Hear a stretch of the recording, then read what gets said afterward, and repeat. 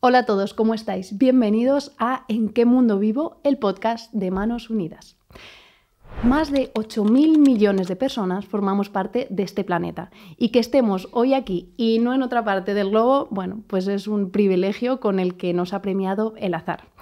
Pero ya sabéis que en este podcast queremos reflexionar sobre las cuestiones a nivel global y no tanto quedarnos en nuestra pequeña parcelita de opinión o en nuestra propia perspectiva o nuestro contexto. Porque las páginas de una misma historia pueden ser completamente diferentes dependiendo de quién las escriba. Así que analizar la cara A y la cara B es la única manera de descubrir en qué mundo vivo. Y como hacemos siempre, voy a hablaros un poquito de arte para introducir el tema. Hoy voy a hablar de Kevin Carter y su fotografía La niña y el buitre. Kevin Carter fue un fotógrafo sudafricano que se dedicó a viajar por el mundo haciendo fotos de los conflictos armados y de sus consecuencias humanas. Y en esta foto captó un momento muy concreto. Había una niña que estaba yendo hacia un centro de alimentación y esta niña estaba, bueno, que en realidad luego supieron que era un niño, estaba completamente famélico, estaba sin fuerza. Tanto es así que se desplomó en el camino. Durante un rato, el fotógrafo estuvo esperando para hacer la fotografía, porque un buitre estaba acechando. Esta fotografía tan impactante del buitre y la niña se publicó al día siguiente en el New York Times y de repente todo Occidente fue consciente de una problemática que hasta entonces no conocían, que era la guerra civil de Sudán. Hubo mucho debate, unos pensaban que, bueno, ¿por qué el fotógrafo no había asistido a esta criatura? Otros decían, bueno, es que gracias a esta fotografía hemos conocido esta realidad. Más allá del debate, al año siguiente, en el 94, Carter ganó el premio Pulitzer, un galardón que todo fotógrafo desearía en su vida. Pero a los 4 meses se suicida porque, bueno, no pudo soportar las críticas, no pudo soportar el peso de la prensa y tampoco pudo soportar esa mochila que llevaba de años y años viendo pues, el sufrimiento que provoca la guerra alrededor del mundo. Y he elegido esta fotografía porque me viene muy bien para hablar del tema que quiero introducir hoy. Hoy vamos a hablar sobre esa lotería de nacer donde nacemos, ¿no? Porque pienso que todas esas personas que en su momento le criticaron fueron muy conscientes de la suerte que tenían de que a sus hijos y a sus hijas casi era seguro que no les podría pasar algo parecido. ¿En qué mundo vivo? El podcast de Manos Unidas. Los primeros 2 años de vida son un momento crucial para el desarrollo de cualquier persona, ya que es cuando se sientan las bases para el crecimiento físico, cognitivo, emocional y social a lo largo de la vida. Así que, donde nacemos, marca para siempre nuestro futuro. El acceso a la educación, a la salud y al bienestar en un contexto en el que se respeten, por supuesto, los derechos humanos y con estabilidad política y social debería ser un derecho garantizado para todos los niños del mundo. Hoy en ¿Qué mundo vivo? Cuenta con una invitada que nos presentará Laura. Lilima nos habla de crianza. Desde Venezuela llegó a España, donde transmite sus enseñanzas. Mamá de 2 niñas y guía de otras mujeres que buscan sus consejos a través de las redes. Baby Tribu es su proyecto, su presente. Su mensaje no es indiferente. Educación consciente, infancia valiente. Abrazos, escucha y comprensión. Que padres y madres eduquen en positivo es su misión. Lilima, bienvenida. Hola, muchas gracias. Y hoy también contamos con la invitada anfitriona María José Hernando, técnica del Departamento de Educación de Manos Unidas. Hola. Bienvenida. Ahora sí, comenzamos. Y lo primero que te quería preguntar, ¿qué es Baby Tribu? Baby Tribu empezó como hace 12 años como respuesta a actividades culturales para bebés de los primeros 3 años y luego fue creciendo, propuestas de artículos educativos, de crianza, ahora una gran comunidad y también Escuela Baby Tribu donde formamos y acompañamos a otras familias. Yo te quería preguntar, porque es algo que además yo tengo muy presente incluso en mi propia vida, sobre la crianza en soledad. ¿Puede ser que el nombre de Baby Tribu, esta tribu, tenga algo que ver con no criar en comunidad?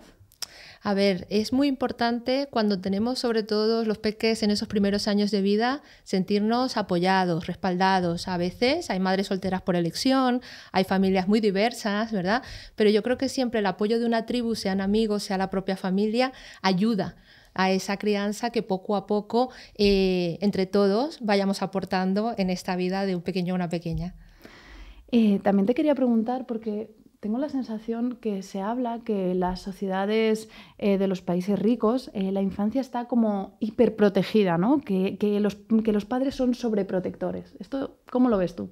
Sí, cada vez más. Cada vez más estamos más pendientes en cuidar, pero desde un punto de vista en el que la autonomía como tal del niño o la niña esté segura, esté protegida. Esto está bien hasta un punto, porque necesitamos también que ellos poco a poco vayan probando sus límites, vayan explorando lo que corresponde por su propia naturaleza o su etapa de desarrollo. Y es cierto que a día de hoy yo como acompañante de familias me encuentro con esa mirada de en algunos estilos sobreprotección, ¿no? Y algún término que he recién descubierto que se llama padres quitanieve, que son aquellos padres o madres que intentan quitar los obstáculos del camino para que sus hijos tengan una vida más feliz, aunque esto realmente no ayudaría, ¿eh? Vale, y yo te quería preguntar, ¿cómo podemos saber dónde está la línea, ¿no? Entre cuidar la infancia, que tengan una infancia feliz, tranquila, y que no estemos sobreprotegiendo y que esto tenga, pues entiendo, consecuencias para su futuro y para su desarrollo, ¿no? ¿Cómo vemos la línea ahí? Bueno, yo ahí me agarraría de una frase de María Montessori que dice: sigue al niño. Me encanta esta frase. El niño o la niña nos va marcando, ¿verdad? Nosotros, como adultos que acompañamos, recordemos que los niños tienen el cerebro desarrollado, la parte de la corteza prefrontal está muy madura, ¿verdad? De hecho, se desarrolla hasta los 25 años, dicen los últimos estudios, pero en esos primeros años de vida nosotros somos esa corteza prefrontal del niño que todavía no tiene desarrollado. ¿Qué pasa? Que eso nos limita a que el niño o la niña nos vaya marcando y nos va diciendo: oye, quiero hacer esto, te pregunta, ¿verdad? No siempre nosotros, yo digo que no es que tenemos que ir adelante de ellos o a su lado, nosotros tenemos que ir a lo mejor atrás para sujetar si caen, pero que ellos vayan poco a poco dando sus propios pasos. Y te quería preguntar también sobre la crianza respetuosa, ¿no? Que es como un término que no paramos de escuchar en todas partes. Está muy de moda ahora. Sí, primero vamos a explicar qué es la crianza respetuosa, porque a mí en mi cabeza, crianza y respetuosa son dos cosas que tendrían que ir juntos siempre, ¿no? Por eso es como que este término me suena bien y a la vez me rechina, ¿no? Uh-huh. Bueno, mira, te comento. Ahora mismo creo que en ese cuidado que hablábamos hace un ratito, ¿no? De cuidar de la infancia, hay, como te comentaba hace un ratito, están varios términos que al fin y al cabo significan lo mismo, que es una crianza en equilibrio. A mí me gusta más llamarlo así, ¿no? Es lo que yo llamo la crianza positiva. ¿Qué pasa? Que, como bien decías, hay una delgada línea fina en cuándo es un poco más autoritaria o cuándo es un poco más permisiva. En este querer buen hacer, vamos a decirlo de esta manera, de las familias, muchas veces a mí me llegan ahora en asesoría, muchas familias, antes me llegaban muy de autoritarismo y ahora me llega muy de permisividad. En ese que dice, se me ha ido un poquito de las manos. Nos hemos pasado. Y entonces ahora en casa tengo niños un poco tiranos, hay que decirlo. Entonces llegan a pedir ayuda desde ese lugar. Fíjate cómo ha ido cambiando en el tiempo. Yo hace 10 años tenía más consultas de cómo hago para no tener una crianza tan autoritaria que traigo de mochila muchas veces. Y ahora lo he intentado hacer de otra manera y el equilibrio, el punto medio, me ha costado, se me ha bailado un poquito, ¿no? Entonces el punto de la crianza positiva yo diría que es un punto de una crianza en equilibrio, donde se respeten las necesidades de los niños, pero también de los adultos que acompañan, que al final son los guías, ¿no? Y te quería preguntar, porque también se escuchan críticas, ¿no?, a esta idea de crianza respetuosa. ¿Por qué? ¿Por qué llegan las críticas? Yo creo que poco a poco el camino nos irá demostrando, ¿verdad? Cuando nosotros cuidamos con dignidad y respeto para las distintas partes que están implicadas dentro de ese cuidado, de esa crianza, vamos a notar una pertenencia, vamos a notar un equipo. Y esto poco a poco va a dar respuesta a si realmente es una moda, si realmente no es necesario tanto cuidado, o la llamada generación de cristal a la que tanto miedo hay, ¿no? Yo siempre digo que cuando estás intentando criar, cuidando los derechos que por dignidad y respeto merece un niño, estás teniendo en tu mano una responsabilidad muy importante y que al mismo tiempo vas viendo como poco a poco ese individuo que va a ir cada vez creciendo, va a ir ganando en capacidades también. Esto es una gran respuesta. La conciliación, padres y madres que están constantemente haciendo malabares. ¿Cómo llego? Cuando se enferma el niño o la niña, ¿cómo lo cuidan? ¿Quién me ayuda? Entonces a veces es una angustia que no debería ser así, a mi parecer, porque yo creo que ahora mismo estamos sembrando, ¿verdad? Y la familia es un punto súper importante dentro de la sociedad. Entonces, si estamos poniendo el foco más en el trabajo, más en el ritmo de vida excesivo, más en el estrés, creo que estamos perdiendo un poquito las prioridades, ¿no? Entonces, incluso hay estudios que indican que las familias que se sienten más cómodas, que no vas a dejar de hacer las otras tareas de la vida, pero que incluyes como tarea fundamental el cuidado de los hijos, son más prósperas a nivel de aportar a la sociedad y a nivel de la contribución que se dan a sí mismas. Entonces yo creo que el tema de la conciliación es un punto a mirar. La tecnología y el uso adecuado de la tecnología ahora mismo está en un uso y práctica, es decir, que estamos viendo resultados de recientes usos de los últimos años. Tenemos que tomar nota. La infancia, sobre todo en los primeros 6 años de vida, está para jugar, para manipular, para saltar, para correr, para estar en el parque, para hacer incluso pillerías por el barrio, pero no para estar conectados totalmente a la tecnología, ni mucho menos, ni un poquito, diría yo, ¿vale? En estas edades... Perdona, ese ni un poquito, ¿qué significa? Yo en este tema soy partidaria que por lo menos en los 3 primeros 4 años de vida no haya tecnología, acceso a la tecnología. ¿Vale? Quizás un poquito de tele, vamos a decirlo así, pero cuando digo un poquito no me quiero nunca pillar los dedos en que nadie entienda que un poquito es mucho, ¿ok? Por otra parte, ya cuando empieza, mira, justo coincide con la entrada primaria, donde ya se van desarrollando más habilidades. No te estoy diciendo que estén capacitadísimos para usar Internet, pero sí poco a poco, pues empieza esa curiosidad. Poco a poco y en una medida justa el acceso a la tecnología tenemos que acompañarla a los padres, ir indicando, ir guiando, porque esto no es ninguna barra libre ni ningún acceso, porque los cerebros no están preparados para este consumo. Entonces, ¿qué pasa? Que ya te digo, de cara a los más mayorcitos, 12, 14 años, ya ellos están entrados en institutos, ya se entiende que poco a poco tengan otras necesidades de entretenimiento, de información, pero es cierto que todo con mucho cuidado porque ahí hay mucha información, buena y mala. Claro, esto me lleva directamente al tema de las ciudades, ¿no? Porque yo creo que mucha gente y cada vez más en las grandes ciudades, familias que no son capaces, hasta que sus hijos ya son bastante mayorcitos, de atreverse a dejarles solos, ¿no? A que salgan a la ciudad, etcétera.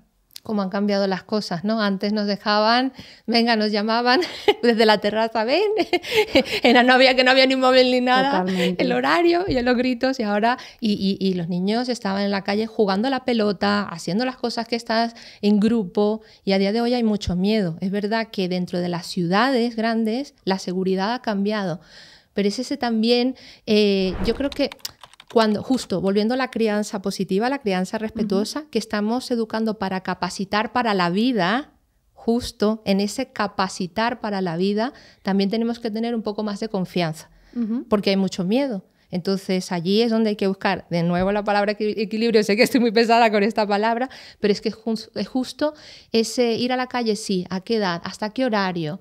¿En qué ciudad vivo?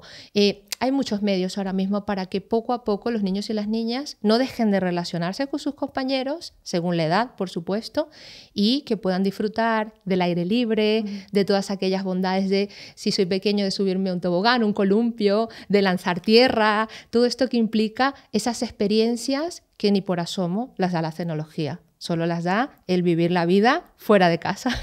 Ahora ya por ir cerrando la cara A y antes de dar paso a la cara B, sabemos que en los países ricos también existe desigualdad y pobreza infantil. De hecho, según el INE, el 34,7% de los menores de 16 años está en riesgo de pobreza o exclusión social. De hecho, hemos visto muy claramente, por ejemplo, en la pandemia, esta realidad de la brecha digital, ¿no? Como pues actividades que les hacían hacer desde los colegios a través de internet, ¿no? Muchos niños pues no tenían, por ejemplo, un ordenador al que acudir para realizar estas actividades. O, por ejemplo, la obesidad infantil, ¿no? Que se ha visto que el 46,7% de los niños con exceso de peso en España proviene de familias con ingresos inferiores a 18.000 euros anuales. ¿Cómo ves tú esta desigualdad que está sucediendo aquí? La desigualdad es evidente. Yo creo que habría que tocar un tema de educación colectiva en el que tengamos acceso todos a una información que sea estable, que sea coherente y que nos permita tener un punto de partida común para poder criar y educar a nuestros hijos. Y ahora es el momento de analizar la infancia desde otros lugares del mundo, así que vamos a la cara B. Ahora en la cara B vamos a hablar sobre la realidad que viven los niños y las niñas de los países del sur con María José de Manos Unidas. Mira, la Declaración Universal de Derechos Humanos, en el artículo número 26, dice que toda persona tiene derecho a la educación. ¿Cómo ves tú? ¿Cómo es tu experiencia con esto? Voy a tomar prestadas unas palabras de Lee. Fíjate, decía, estamos para cuidar en derechos y en dignidad humana. La educación, igual que otros derechos, garantizan esa dignidad. En los países del sur global, decimos sur global porque también hay pobreza, lo acabamos de comentar, ¿no? En España, en los países ricos, enriquecidos, desarrollados, como lo queramos llamar, ¿no? Entonces, garantizar la dignidad da igual donde estemos, da igual de qué clase de niños o niñas hablemos, da igual del país, esa lotería, pero nos conforma, fíjate. Y entonces hay millones de niños, hay muchas cifras aquí que vamos a ir comentando, ¿no? Millones, cientos de millones de niños a los que se les conculcan sus derechos. El derecho a la educación es un derecho vital porque orienta el progreso en la vida, ¿no? Por dónde vas a ir, cómo te vas a relacionar, cuál va a ser tu participación en la sociedad en la que vives, ¿no? Y si ese derecho ya no se respeta, va a haber muchas cosas que se van a ver truncadas, ¿no? Podemos decir cifras porque, bueno, pues está bien, ¿no? Hablar de cifras no está mal, ¿no? Los datos nos los dan los organismos internacionales, que son quienes tienen acceso a los lugares de donde se extraen esos datos, ¿no? 250 millones, es una cifra así como muy redonda, dice UNESCO en 2023, de niños y niñas sin escolarizar. Wow. Claro, de estos la mitad niñas, probablemente sean más, ¿no? Es mucha población, ¿no? Son muchos niños y muchas niñas a los que se les va a complicar mucho su vida. Pero hay otras cosas que les pasan, seguro que vamos a ir hablando, ¿no? Ahora a lo largo de este ratito, porque no es solo la educación. La educación se da dentro de un contexto de privaciones, de un contexto de pobreza, de un contexto en el que se están vulnerando esos derechos, esa dignidad, ¿no? Sí, si lo relacionáramos con la pobreza, creo que también el abandono escolar tendría mucho que ver con esta pobreza y también con el trabajo infantil, ¿no? Con esta necesidad de tener más personas en casa trabajando, entiendo, ¿no? Claro. Nosotros cuando hablamos de... la pobreza condiciona la vida de las personas, ¿no? Claro, ¿por qué los niños y las niñas no van a la escuela en el sur, ¿no? En este sur global? Pues porque las familias no tienen recursos, porque el paso, el camino a la escuela es peligroso, porque tienen que emplear o darles a esos niños, a esas niñas, otra manera de encauzar su vida, pues no tienen posibilidades, ¿no? Todo eso al final, dices, una escuela, ¿no? Te voy a contar un ejemplo que nosotros decimos siempre, porque lo vivimos, ¿no? Y es muy importante. La gente dice, bueno, pero hace mucho tiempo que las ONGs están construyendo escuelas en el sur. Lo tenemos como muy, ¿no?, en el imaginario. ¿Por qué sigue habiendo niños y niñas fuera de la escuela? Sí. Porque una escuela no garantiza el derecho a la educación. Las familias tienen que estar también fortalecidas, tienen que tener recursos, tienen que no tener necesidad de recurrir al trabajo infantil. Ella decía, y es precioso, ¿no? Por lo menos los primeros años de la vida, yo creo que todo el tiempo, pero por lo menos los primeros años es vital jugar.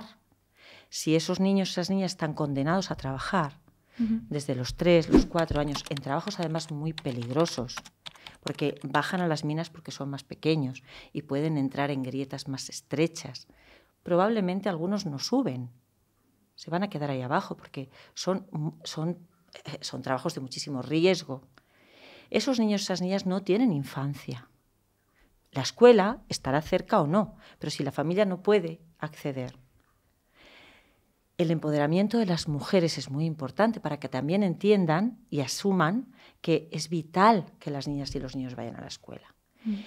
Y también se da, lo sabemos, que si hay que elegir entre varones y mujeres, van a ir ellos, van a ir los niños. Es decir, no se puede, tenemos mucha tendencia, porque nos facilita un poco el pensamiento a veces y nos facilita la visión de la realidad, decir, bueno, es que lo que les pasa es que no pueden ir a la escuela. Claro, es todo mucho más complejo, ¿no? Lo que les pasa es que tienen una vida, viven en unos lugares, les ha tocado en esa lotería de nacer donde nacemos, de manera puramente azarosa, como es la lotería, haber nacido en un lugar donde no van a tener unas condiciones mínimas de vida. Y eso va a suponer un riesgo desde que nacen hasta que mueren. Y va a perpetuar el círculo de la pobreza, que es terrible. O sea, la pobreza se vuelve hereditaria, ¿no? Entonces, todas estas cosas están ahí relacionadas, ¿no? Entonces, hablamos de educación, es muy importante, pero hay tanto, todo tiene que ver, ¿no? Somos gente, nos pasan cosas. No nos pasa que nos educa más, no nos pasa que no tenemos para comer, no nos pasa que no tenemos, nos pasa todo al mismo tiempo, ¿no? Igual que te pasa a ti aquí, me pasa a mí, les pasa a sus hijas, le pasa a las mías, yo no sé si tú tienes hijas o hijos, pero si no también, pues les pasa a la gente en el sur global, igual, y tienen las mismas necesidades, y tienen las mismas aspiraciones, y se encuentran con imposibilidad para realizar, para llevar a término sus derechos, ¿no? Completamente igual que la lotería, ¿no? Se tienen que alinear muchos números para que te toque. Aquí, claro, yo no había pensado nunca esta idea, ¿no? De, sí, hay una escuela, pero bueno, para que los niños vayan a la escuela tiene que haber maestros y maestras y sobre todo es lo que tú dices, ¿no? Si las familias no están dispuestas a dejar ir pues unos ingresos que podrían ser un niño trabajando, pues lo que tú has dicho, incluso en trabajos muy peligrosos, ¿no? Pues esos niños no van a poder ir a la escuela. Entonces, parece como que el trabajo allí debe ser mucho más complejo y sistémico, ¿no? Claro, la mayoría de los proyectos de Manos Unidas, que yo os invito, ¿no? Si no habéis tenido oportunidad, invito a todo el mundo a que ojee por ahí, entre en la web y busque, ¿no?, información. Los proyectos de Manos Unidas casi nunca son muy concretos. Algunos sí, algunos pues tienen que ver con construcción de cosas o con provisión de recursos, pero en general son proyectos muy integrales. ¿Por qué? Porque somos gente y nos pasan las cosas todas a la vez. Y además empiezan, a lo mejor, imagínate, ¿no?, un colegio. Esto hay miles de ejemplos. Nos piden, ¿no? Viene un socio local, una socia local, que siempre es así. Nosotros no vamos Manos Unidas no va a terreno a decir, oye, esto tiene que ser de una manera determinada, no. Recibimos peticiones porque nosotros disponemos de unos recursos que nos han llegado por solidaridad de la población española, y entonces dice, nuestra necesidad es una escuela, ¿vale? Se estudia, es viable, es sostenible, responde a la necesidad, es querido por la comunidad, se va a implicar la comunidad, tiene... Perfecto, venga, os apoyamos. Financiera, a veces incluso con tecnología, lo que sea necesario, ¿no? ¿Qué pasa? Que alrededor de esa escuela empieza a crecer el mundo, porque hay unas madres y unos padres, porque hay una alimentación que asegurar, entonces hay unos huertos, porque hay una salud que no se cuida, y entonces pues un dentista, un óptico... Y eso se van y toda la población se acaba incorporando al proyecto de alguna manera, ¿no? Y eso es precioso, porque al final no son proyectos, son procesos que cambian las vidas de las gentes, ¿no? Y que permiten romper ese círculo de la pobreza, ¿no?, que es tan terrible. Y que de alguna forma también es lo que decía Lee, ¿no?, que esta idea de que toda la sociedad es responsable de esos niños. Absolutamente. ¿No? Al final todo se va construyendo para que esos niños, en este caso, en el caso de la escuela, ¿no?, puedan ir a esa escuela. Absolutamente. Claro, es que las sociedades somos responsables de todo lo que pasa. Y el individualismo de nuestras sociedades occidentales, que es muy fuerte, nos ha privado de esa visión de responsabilidad, ¿no?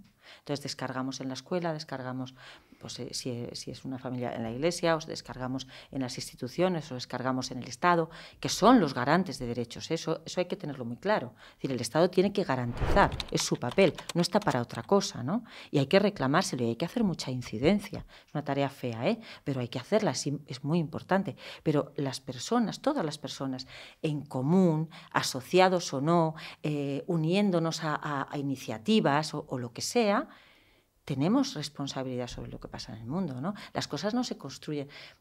El mundo no lo construyen las instituciones, ni lo construyen, lo construimos entre todas las personas, ¿no? Eso es muy importante. Poniendo de nuestra parte, a través de nuestra profesión, de lo que sea, ¿no? De nuestras elecciones. Y realmente estamos dando los pasos suficientes para que la gente, cuando entra en nuestros proyectos, cuando participa con nosotros de la solidaridad, la gente en España a la que también queremos contagiar esta conciencia, ¿no? Dice el Papa Francisco, que es una belleza, dice, es dolorosa conciencia, ¿no? Que nos duela lo que le pasa al mundo, ¿no? Pues si estamos haciéndolo bien, tendría que dolerle, ¿no? En este ratito de esta tarde, pues tendríamos que salir diciendo, pues lo que le pasa al mundo es muy chungo, ¿no? Y sobre todo es muy injusto, porque es una lotería.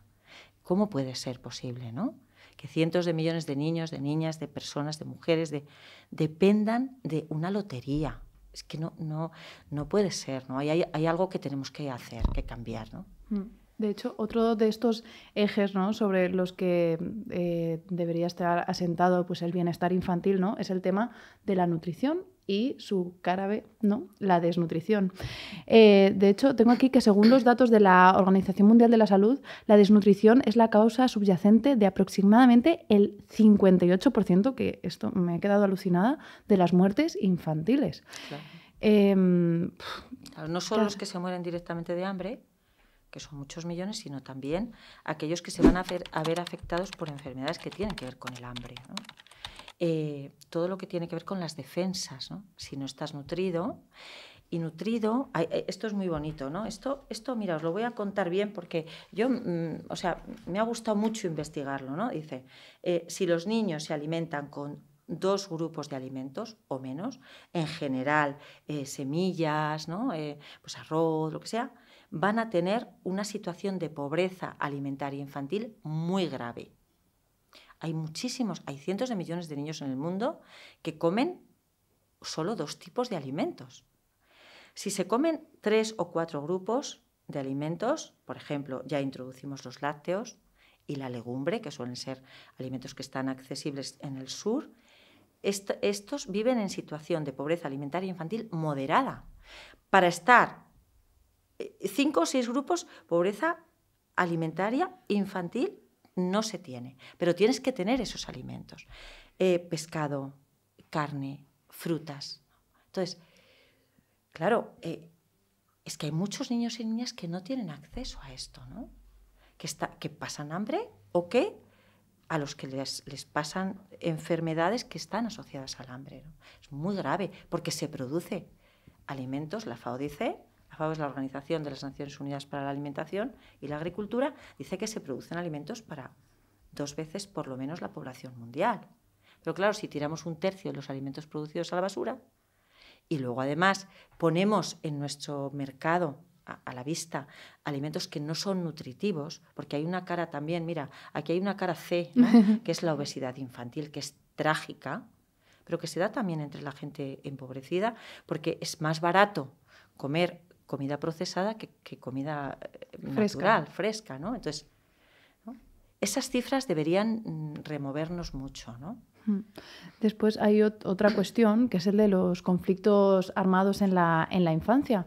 Tengo por aquí que muchos menores están expuestos a experiencias terribles como pueden ser secuestros, incluso violencia sexual y reclutamiento forzado. Sí, fíjate, hoy he consultado yo el último dato de Save the Children, es de febrero de este año, o sea que es súper reciente. 473 millones de niños y niñas, como el 20% de la población infantil mundial, viven en zonas de guerra. Esto es el doble que hace 30 años. Los conflictos violentos han crecido mucho. En Occidente o en los países enriquecidos nos focalizamos en 2 o 3 porque no nos da para más, y los medios de comunicación en esto hacen una tarea a veces un poco perversa, ¿no? Y tenemos el último y ya sabemos cuáles son, no los voy a citar, pero hay muchos que se llaman y son conflictos olvidados, ¿no? Y hay muchos países en África que están teniendo ahí una violencia expresa a través del conflicto, pero también en América Latina o en Asia, conflictos que están soterrados. La pobreza es una violencia. No, a lo mejor no lo vemos como la guerra, no vemos como las armas, no vemos el bombardeo, pero está generando una violencia porque se está luchando por unos bienes que no se tienen, ¿no? Entonces, 473 millones de niños y niñas, una cifra récord en el mundo que viven en zonas de conflicto y, claro, se van a ver privados de todos esos recursos y de todas esas condiciones de las que hemos venido hablando, ¿no? Además, muchas veces son niños que se quedan solos. Los niños que se quedan solos son muy vulnerables, evidentemente, ¿no? Esto no hace falta que lo expliquemos. Y en los lugares de conflicto esto es muy habitual. La orfandad es muy habitual, porque los padres han ido a la guerra y porque las madres son asesinadas, ¿no? Los adultos son encarcelados, son asesinados. Muchas veces los niños se quedan solos. Está el problema, por ejemplo, de la trata, está el problema de los niños de la calle, está el problema de los niños soldado. Al final, el conflicto a quien más afecta es a quien es más vulnerable, ¿no? Y ellos son los más vulnerables, ¿no? Y ellas. Fíjate que 1 de cada 5 niñas en el mundo, en los países empobrecidos, se casa antes de los 18 años, bueno, con las consecuencias evidentes a nivel de oportunidad, de comprensión del mundo, de desarrollo, ¿no? ¿Qué hacemos con esto? Claro, el matrimonio infantil tiene unas causas muy bien establecidas, ¿no? Por un lado está la pobreza, entonces una niña es una carga para las familias y si consiguen casarla cuanto antes, porque hay muchos lugares en el mundo donde las mujeres, cuando somos pequeñas o cuando somos jóvenes, pasamos de pertenecer al padre a pertenecer al marido, porque al final se entiende como una carga, ¿no? Como alguien que, bueno, sirve para tener hijos, pero no va a aportar riqueza en un sentido más estricto, ¿no? Los proveedores son los varones, ¿no? Entonces, por una parte está la pobreza, por otra parte hay tabús culturales, ¿no? Tabús culturales que obligan de alguna manera a prevenir, por ejemplo, enfermedades de transmisión sexual casando a las niñas o embarazos precoces casando a las niñas. La cultura pues nos forma a todos, ¿no? Y a todas, en todas partes, también en el sur, ¿no? Son más las niñas que se casan prematuramente que los niños. Y hay un gravísimo problema, por ejemplo, con los embarazos prematuros que suelen ser bastante dificultosos y causan la muerte a cientos de miles de mujeres cada año en nuestro planeta, ¿no? Y las niñas casadas prematuramente son más vulnerables a esto, ¿no? También. Por supuesto, abandonan la educación, no tienen infancia, normalmente son apartadas de su familia, son recluidas, a veces sufren violencia sexual y violencia de otro tipo. Y bueno, pues es otro de los dramas, ¿no? De las injusticias a las que está sometida la infancia, por supuesto que sí. Creo que la manera que tenemos desde aquí, desde Occidente, a veces de relacionarnos con los países de la zona sur del planeta, puede llegar incluso a estar romantizada. Y de hecho es que últimamente en las redes sociales vemos mensajes, imágenes, por ejemplo, de niños jugando a la pelota, yo que sé, algo que tenemos pues súper naturalizado en todo el planeta, ¿no? Y leemos frases como qué felices son con tan poco. ¿Qué te viene a la cabeza cuando te digo esta frase? ¿Cómo te sientes? Yo me pongo un poco furiosa. Claro, porque es como hasta qué punto nos vamos a tranquilizar la conciencia, ¿no? O sea, cómo somos capaces de justificar nuestra inacción, nuestra irresponsabilidad. Hombre, claro que juegan, solo faltaría, ¿no? Pero también hay lugares en el mundo donde los niños tienen muy difícil jugar, ¿eh? En un campo de refugiados es muy complicado y sin embargo les ves dando una patada a la piedra, ¿no? Eso no quiere decir que no pudieran ser más felices. quiere decir que son resilientes, pero no nos puede tranquilizar la conciencia, ¿no? Por supuesto que la gente en África baila, porque es la manera de expresar sus ganas de vivir la vida, su resiliencia, ¿no? Su capacidad para recuperarse frente a dramas terribles. Les pasa todo, les pasan los conflictos. No hemos hablado, pero es importantísimo, por ejemplo, todos los efectos del cambio climático que a estas poblaciones les dan de pleno, ¿no? Claro que sí, bailan, hombre, porque de alguna manera tienen que expresar su necesidad de sentirse vivos y vivas, ¿no? ¿Eso quiere decir que no sufren? Yo no me puedo imaginar una madre que no sufre cuando al niño se le ha muerto de hambre. Yo no me lo puedo imaginar. No está contenta, lo que pasa es que es resiliente y a pesar de todo quiere seguir luchando y a pesar de todo quiere seguir contando con la solidaridad de los demás. O sea, por lo menos mi experiencia, ¿no? Yo creo que la experiencia de Manos Unidas y de todas las organizaciones que trabajamos entre las comunidades más empobrecidas, ¿no? Es una lección de eso, de resistencia, de ganas de vivir, de fortaleza, ¿no? Y se expresa como expresamos nosotros, ¿no?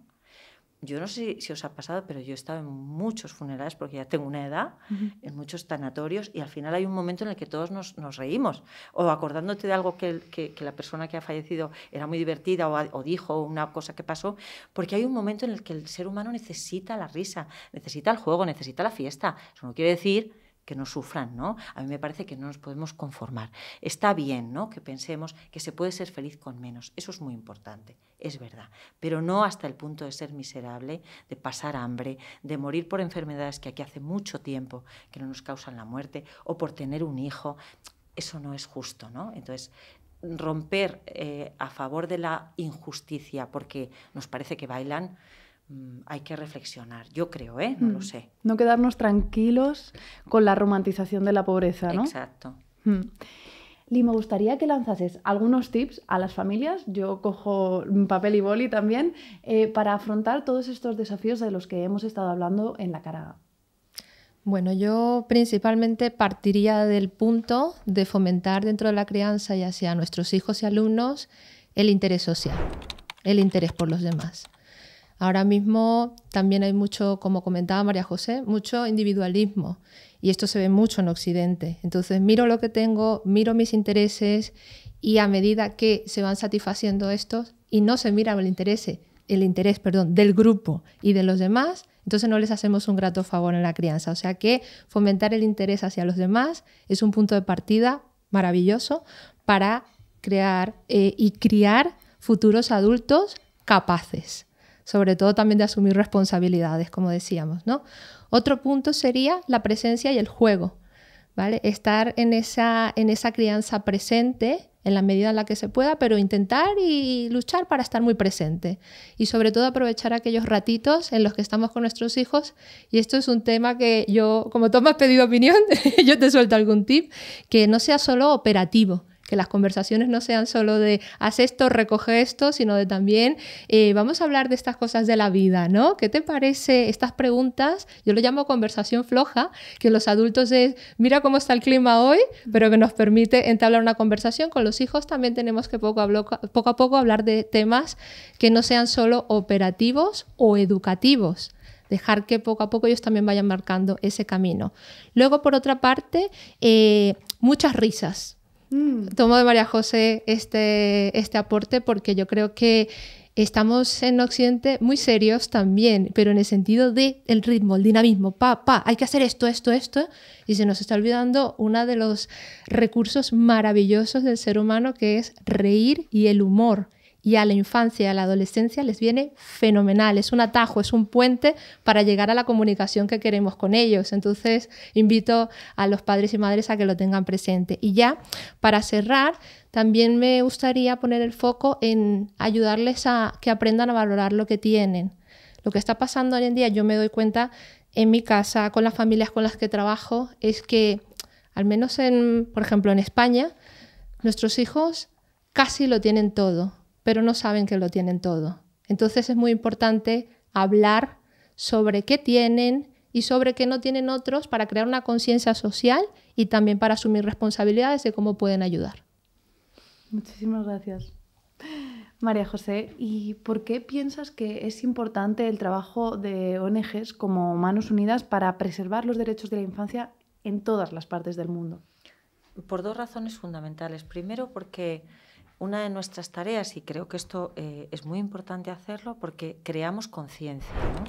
Porque despertamos las conciencias, porque invitamos a la acción, porque canalizamos la solidaridad, ¿no? Porque hay mucha gente que quiere hacer, que quiere apoyar, que quiere compartir, y nosotros somos ese vínculo, ¿no? Entonces, es importante la tarea de las organizaciones de la sociedad civil. Luego también por nuestra presencia en los países empobrecidos, ¿no? Nuestra presencia a través de nuestros proyectos y del acompañamiento que hacemos de sus iniciativas, ¿no? Las personas confían, necesitan el apoyo, son personas capaces, son personas con ideas, con muchas necesidades, pero con ideas, con capacidad, con formación en muchas ocasiones. Lo que les falta la mayoría de las veces es el dinero. Entonces, el dinero y a veces también pues, los aportes tecnológicos, lo que sea, ¿no? Pero sobre todo el dinero. Entonces, ser capaces de canalizar después de una previa concienciación, de un despertar, de una incidencia, porque la gente es responsable, pero las instituciones lo son. Entonces, aquí y allá hay que hacer incidencia entre nuestros gobiernos para que apoyen mediante la financiación de la cooperación, que es fundamental y que tienen obligación de hacerlo, porque el mundo es uno, ¿no? Y allí, porque sus autoridades también tienen que ser responsables y sus estados tienen que responsabilizarse y garantizar los derechos, ¿no? Ponías el ejemplo de la escuela. La escuela, los maestros no pueden ser sustentados por una organización. Tiene que ser responsabilidad de los gobiernos, eso de las administraciones. De hecho, los proyectos de Manos Unidas tienen una dimensión muy importante de trabajo con la propia autoridad local, regional. ¿No? Claro, porque es que no sé, o sea, construir la sociedad es responsabilidad de todos, ¿no? Y de todas. Entonces, nos tenemos que poner a una con las instituciones, con los estados, con las personas, con la sociedad civil, con las propias comunidades, todo el mundo, ¿no? Bueno, pues muchísimas gracias a las dos por vuestras aportaciones y gracias a Manos Unidas, la ONG de la Iglesia Católica en España para la cooperación al desarrollo, que lleva más de 65 años luchando contra el hambre, contra la pobreza y contra la desigualdad en África, América y Asia. Y sobre todo recordad que las páginas de una misma historia pueden quedar completamente diferentes dependiendo de quién las escriba. Por eso, analizar la cara A y la cara B de las cosas es imprescindible para entender en qué mundo vivo. Muchísimas gracias por haber escuchado y nos vemos en el próximo episodio.